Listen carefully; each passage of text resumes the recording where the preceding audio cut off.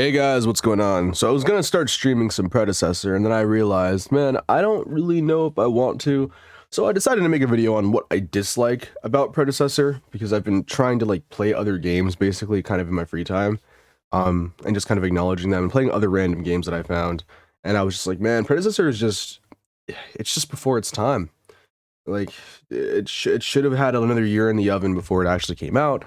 And I know it's not. Oh, I know what you're gonna say, but it's in early access. Well, I get that, right? And I'm not trying to make this video being me bashing on Predecessor. So I want to start with like what I like about the game. I going back. The reason why I wanted to stream in the first place, and I think I've said this before on the channel, is that I love Paragon. I loved the game. It was amazing. Obviously, I loved it through its hard times, and there was a lot of hard times in Paragon, but I definitely enjoyed the game quite a bit. And when Fortnite came out, I really just like adamantly didn't want to play Fortnite because I was so mad that the game shut down. I never played Fortnite for like the next 3 years. And then I gave it a try, and I was, or literally, it was like a year. And then I gave it a try, and I didn't like it anyways. But the point is, I wanted to stream because of Paragon. So having it come back in any sense, like, sense is amazing to me. I'd probably be playing this game like crazy much more if Overprime didn't exist, or if other Paragon remakes, not just Overprime, Ethereal, just visions of Paragon didn't exist, right? But the problem is they do, and this definitely devalues Predecessor for what we have. The game feels good.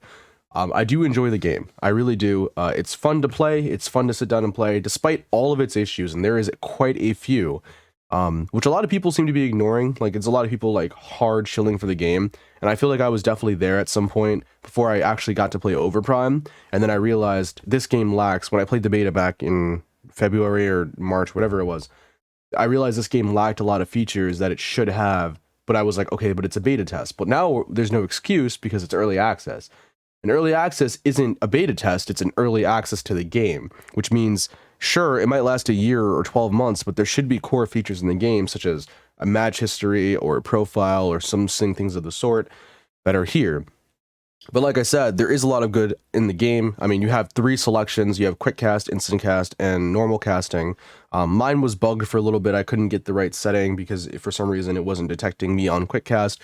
But like, you get to actually have cast options, something Overprime launched or did not launch, or I guess it might launch with, but it hasn't added yet in the beta. So that's really nice that you have 3 different options of being able to cast abilities. You got plenty of different items, different itemization stuff, which is nice to have a lot of variety, although I'll get to that in a little bit as well. Not a lot of characters, but there still is a decent roster. They did add 3 interesting characters, I think, post-launch of Paragon.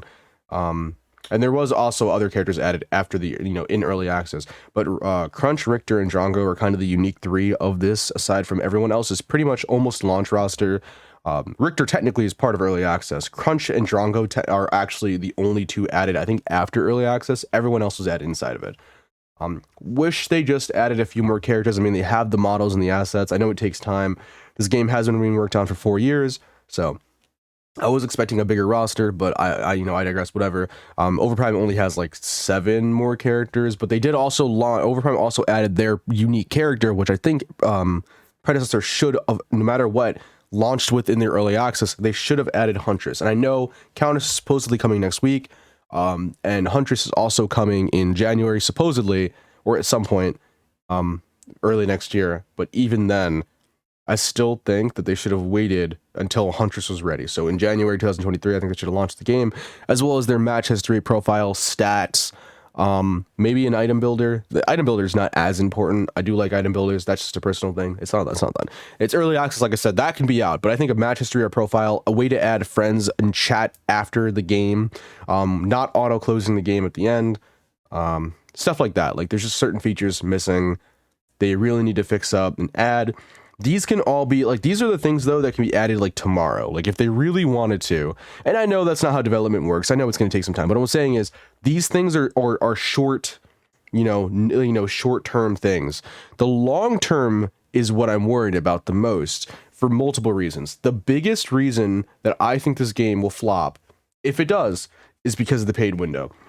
We literally have a year of having to pay $20, $10 for the first 2 weeks, and then the rest, they'll probably do sales, of course, but the rest is going to be $20 each, for the next year. Basically, they said 6 to 12 months. Everyone keeps saying 6 months, but they said 6 to 12, so it could last longer depending on development. So I'm a little worried. And they said during that time, they're going to add 5 heroes. They're going to add a store. They're going to add a profile. They're going to add a progression systems. I believe they said all those things are going to come before open beta, before we get out of early access. But just because we're going to get those things doesn't actually mean that like we're going to stick around the entire way. You know, first impressions are everything, and the first impressions are here. You know, we peaked at 8K, I believe, on Steam. We don't know how much on Epic. So like, even if we double that, even if we give them the generosity and say it's 16,000 players, that's enough to sustain. But I don't know if it's going to be enough to sustain a team that started from like 5 people and built up to more in development. Like we're going to have to garner more players, and marketing and ads and everything is going to help it, but the paid window is always going to be a detriment to the game. And I think that's the biggest issue I have with the game. That's the biggest worry I have with the game, because I don't want this game to fail at all. I love Paragon, even though I like Overprime more. Like I said, I'm disclaiming that as well. I do like that game way more for multiple reasons. This game is still Paragon as well. This is the final version of Paragon, right? This is how we left Paragon. We left in Monolith. We left without the card system, actually. We left with the card system, but like we don't have that. But we left with Monolith. We left without sprint mode. We left with these things. The map the way it is. The models aren't also up to par in comparison to Overprime, even though it's Unreal Engine 5, which surprises me. I don't know if I mentioned screen shake being the biggest issue. I hate screen shake so much. When you use an ability, the screen shakes. When you get hit by a minion, the screen shakes. If you're in the jungle, it's really bad because there's 5 of them hitting you. Decker's a prime example of this. When you use her ability, the whole screen shakes. Even if the enemy Decker misses you, your screen will still act like it's having a seizure. It's like an earthquake going off. It's crazy. Definitely need to fix that. But like I said, these are short-term things. The long-term things would be the free-to-play thing. Like, that's going to be hard to kind of like pitch to, like, you know, your executives or your CEOs, whatever, the top, you know, the top of the food chain here. It's going to be hard to pitch free to play and then change it really fast. And I think that's what they need to do. Like, at some point in early access, they have to go free to play, but I don't think they're ever going to do that. I don't think the game's ever going to garner the attention it deserves, until one, they fix all these small little issues, like I mentioned, the friends list, the stuff like that. Like, those are the core issues with the game and why I think it won't succeed in the future, in the long term specifically. The short-term stuff, like I said, can be fixed pretty quickly. We don't know how long it's going to take. I hope in a month that the game already has all the things basically I listed, aside from the free-to-play and like the extra characters. Obviously, I know that's not going to come immediately, but all that short-term stuff I feel like can be fixed relatively fast. I'm surprised it didn't launch with it. Like I said, I think they should have just waited another 6 months to launch the game. You know, I don't know why they rushed out the door. It definitely feels like a very rushed product, and then they charged for it. They charged $20 for it. That doesn't make any sense. It doesn't compute. Any other game would get slaughtered if that was the case, and I'm glad it didn't get slaughtered, but kind of deserved it. Like it did. It should. It's honestly robbery that you're charging $20 for a product that is completely unfinished, just because under the premise of core gameplay. And that's another thing. Gameplay does feel pretty good, given, you know, the circumstance to an extent, but, you know, for me, screen shake ruins the gameplay quite a bit. But ignoring the screen shake, if I completely ignore that, the lack of like audio and feedback really doesn't make it feel like I'm doing a whole lot. Like, it feels kind of floaty, which is really weird, because I feel like in the last beta that it didn't feel like that, but I guess I wasn't focused on it. But this beta, like, really, after playing Overprime, I guess really spoiled me, because like the game feels a lot more polished with all those little things, despite it having like netcode issues and like lag issues. You know, there's still, Overprime has its fair share of issues as well, but this game literally just does not feel like you're attacking half the time. It feels very odd. The audio feels very, very poor when you're attacking. It just does not sound good. Every hit feels weightless. It's like this weird, like, buttery animation. Like, it's very odd. I don't know if it's Unreal Engine 5, maybe that was the switch, because I think before I played on Unreal Engine 4, but it does not feel good to hit at all. That being said, I still enjoy playing the game, but it's like, it's just kind of feels very awkward. So when I say gameplay carries it, it does, but like not really, because that's a big issue in my opinion. Like, I get it, like that's not a small issue, it's a technical issue, and I don't know how soon they're going to fix that. That feels like it's going to be a long-term, more of a long-term thing. Another thing that they need to fix, more of a short-term, I feel like, is the towers. The towers are paper.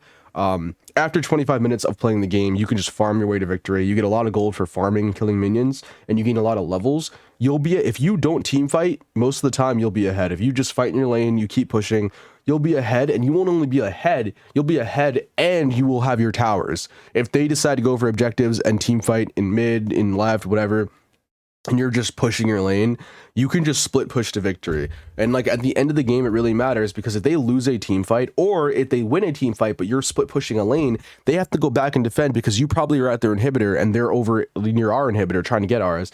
One person will go back, the person who's pushing is probably super farmed, kills the person, gets the inhibitor. Stuff like that happens all the time. I've seen it several times in the game already. Most people just end up split pushing. I had a level 12 Chimera, the max level is 18. I had a level 12 Chimera who just was able to get my inhibitor at like, I think it was 22 minutes into the game. He was level 12 with 2 items. Yeah, he was super behind, but he was able to easily push with 1 wave and was able to completely take the inhibitor down, which was crazy to me. The 2 towers were already down, of course. Definitely need to fix that, because everyone was praising, they're like, the game loop is so much better in Predecessor, but like, no, it's not. It's a farming simulator until 25 minutes. Overprime is a brawling simulator until, 35, 40 minutes. But again, that, I'd rather fight a lot and have fun and actually have to go for objectives and defend them, because it feels more like a MOBA that way, despite brawling all the time, because farming in that game needs to be buffed heavily. But in Predecessor, all you do is farm, kill when you can, but farm. You can completely ignore objectives if you want. The objectives definitely help. I'm not saying they're useless, but I'm saying they're useless in the terms of ending the game. If you just want to end the game, you don't have to get into any objectives. When you get a team wipe, you don't go for orb, you just go for the core, or you get an inhibitor, because a team wipe pretty much guarantees you an inhibitor in this game. Like, after a certain point, obviously like 15, 20 minutes into the game, you're probably at their inhibitor already. You wipe a team, that's a free inhibitor. That's maybe 2 inhibitors if you really want to, or it's the end of the game. Because like I said, all the towers are paper. There's just issues like that I don't understand how they played the game and thought launching it in this state was a good idea just because it feels good to play. Like, no, the game loop does not feel good. And it might feel good to a lot of people who really like Paragon or really feel like the MOBA, it changes up the thing, but you're not fighting that much unless you're playing weird games. Like, there's no ranked, so there's no structure. So you probably are getting into battles more. You're probably ignoring just pushing a lane, but like I said, try just going carry and pushing a lane and not ever stopping. If you get farmed, if you are like 0-14 and your solo lane is playing the game, then you're getting ganked a lot, and you know how to play. Just play Sparrow, by the way, because she's broken. You can literally just keep pushing in the other lane and you win. Like, that's not a good game loop. You could say, oh, but you've only had good casual games. I'm like, yeah, there's no ranked. And so, like, yeah, I get that there's no ranked, but the casual experience will literally just be, if someone is good, they can single-handedly end a game. In Overprime, you need your team. If you don't have your team, you lose the game. I've had games where I did 80,000 damage as Sereth, and I was like 24 and 3, and I still couldn't win the game on my own because there was nothing I could do. No matter what build I went, there's no way I could solely end the game. I need my team there. But in Predecessor, you don't need your team. You could just end the game alone. If their team is playing together and they're rotating, you can play alone and end the game. It's a horrible game design, in my opinion. I think it's fixed just by buffing the towers, but even with that, there's still a multitude of issues they have to get through aside from those things to make it feel like a game that was worth paying for.